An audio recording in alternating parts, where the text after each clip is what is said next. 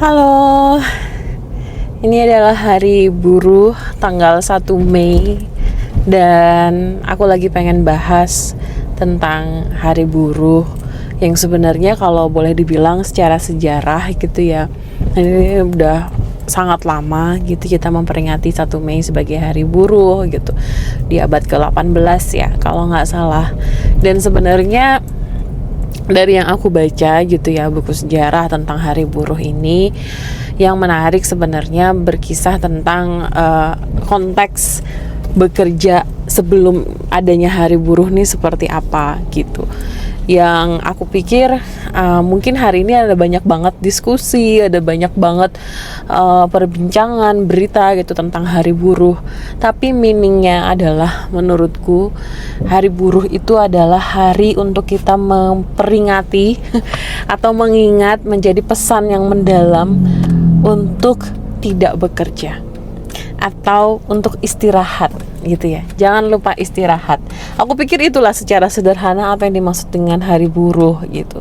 Kenapa? Karena kalau dari buku tentang sejarah May Day di Amerika misalnya di abad 18 gitu ya teman-teman.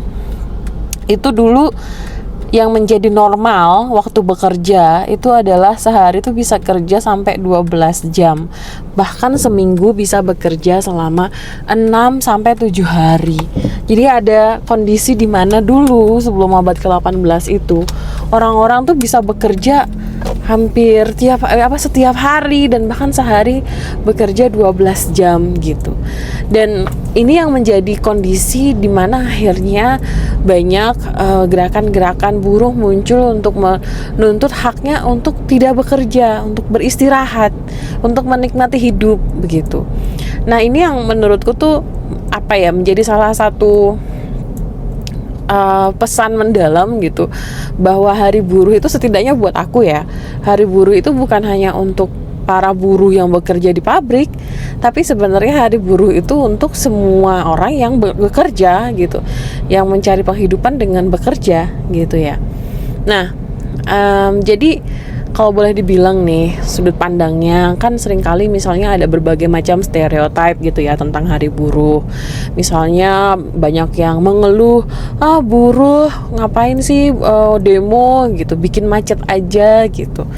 Nah, justru kalau menurutku gitu ya memang kalau dilihat buruh tuh kalau nggak demo ya nggak kedengeran gitu suaranya gitu kan. Karena kalau tidak dilakukan secara kolektif, seringkali isu-isu buruh itu hanya menjadi isu-isu yang sifatnya dipersonalisasi.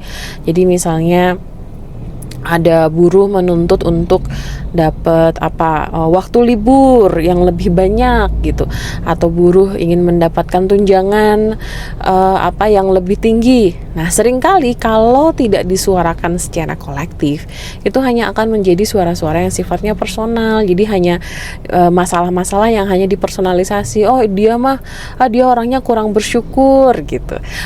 Udah syukur dapat kerjaan, tuh lihat tuh masih banyak loh yang belum dapat kerjaan gitu misalnya. Itu yang terjadi kalau misalnya kita bersuara itu secara individu. Tapi kalau misalnya kita bersuara secara kolektif, buruh turun ke jalan, demo gitu ya, ini menandakan bahwa ini tuh bukan hanya masalah satu orang, tapi ini adalah masalah yang dihadapi oleh banyak orang.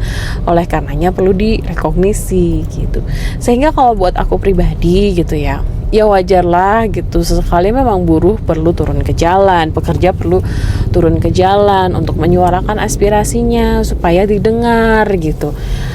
Dan saya yakin kok, dan aku yakin gitu ya, kalau misalnya sebelum turun ke jalan pasti buruh ini atau pekerja ini sudah berupaya dengan jalur-jalur yang sifatnya negosiasi gitu ya, bertemu dengan pimpinannya dan lain-lain. Tapi kalau misalnya dia sampai turun ke jalan, berarti kan ada yang macet gitu dari proses negosiasinya, sampai akhirnya buruh memilih untuk melakukan demo supaya mendapatkan atensi publik. Nah, harusnya menurutku adalah Ini yang seringkali akhirnya menjadi perdebatannya gitu. Seringkali kalau misalnya ada demo buruh, yang dikeluhkan itu hanya macetnya, tapi kita jarang melihat atau mendengarkan dengan seksama apa sih yang menjadi tuntutan buruh ini.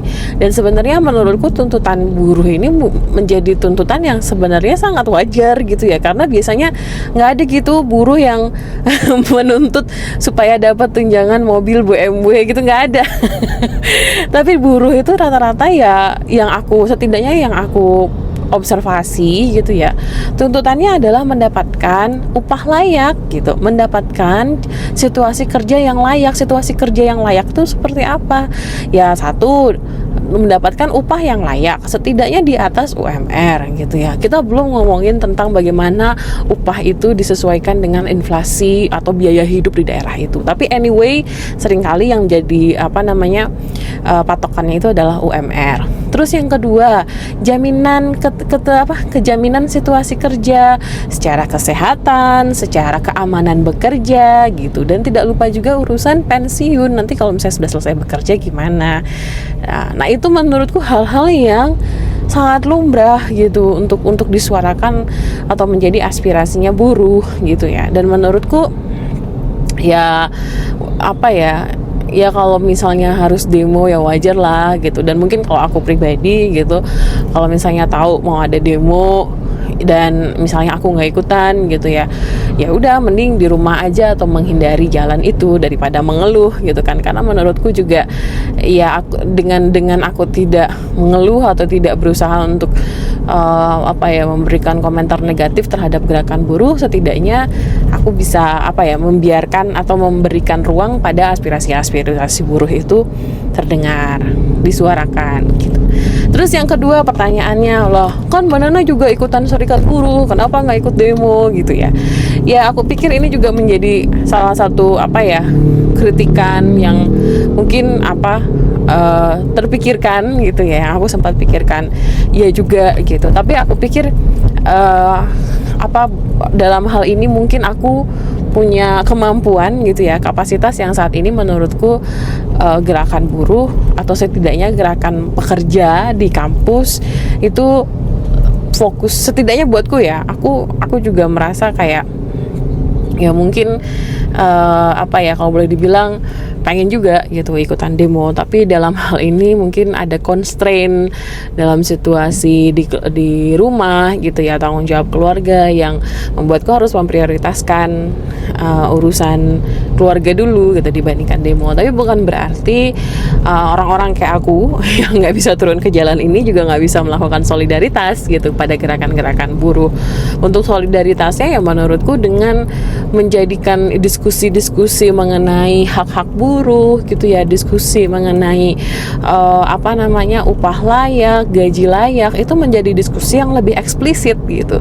Karena menurutku mau nggak mau gitu ya, ada beberapa situasi kerja yang melihat diskusi-diskusi seperti ini dianggap tabu gitu. Kalau ngomongin gaji, ngomongin upah, tunjangan, ngomongin situasi kerja yang layak, itu seringkali dianggap tabu gitu, kayak delicate situation gitu ya, yang menurutku ya mau nggak mau ini menjadi satu realitanya gitu kan. Dalam situasi kerja isu-isu kayak gini tuh jadi bikin nggak enak gitu kan. Cuman menurutku kalau nggak diomongin ya itu kita akan menjadi bagian dari orang-orang yang menormalisasi ya udah isu-isu kayak gini harusnya nggak usah dibicarakan secara publik gitu. Dan aku berpikir dalam hal ini aku akan melihat kalau misalnya narasi dominannya dalam forum apapun gitu ya, diskusi, rapat, ataupun dalam hal-hal yang lain, kalau narasi dominannya adalah narasi yang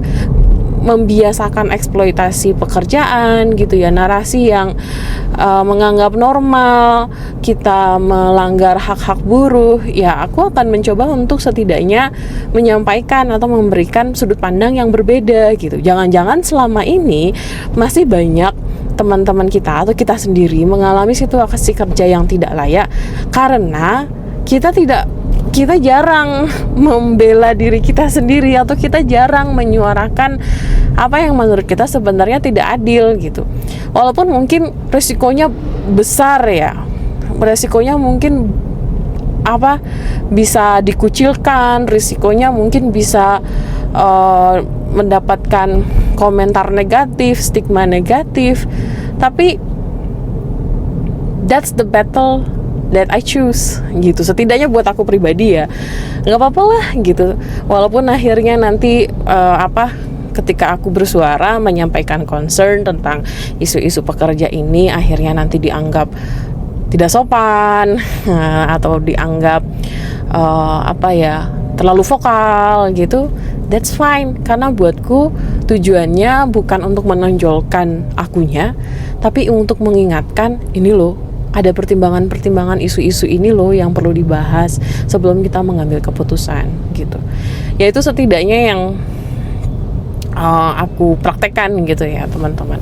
Nah dan kalau aku lihat sekarang Hari Buruh mungkin ada banyak diskusi yang dilakukan oleh teman-teman pekerja, teman-teman dari serikat pekerja gitu. Silahkan buat teman-teman yang lain yang lagi diskusi gitu ya, silahkan. Aku pikir ada banyak sekali isu-isu menarik, isu-isu tentang pekerja ini yang nggak bisa kita lewatkan.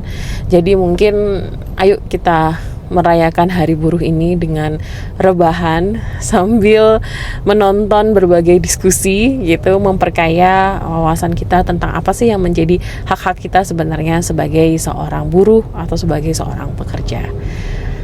Selamat Hari Buruh semuanya, berserikat kita kuat.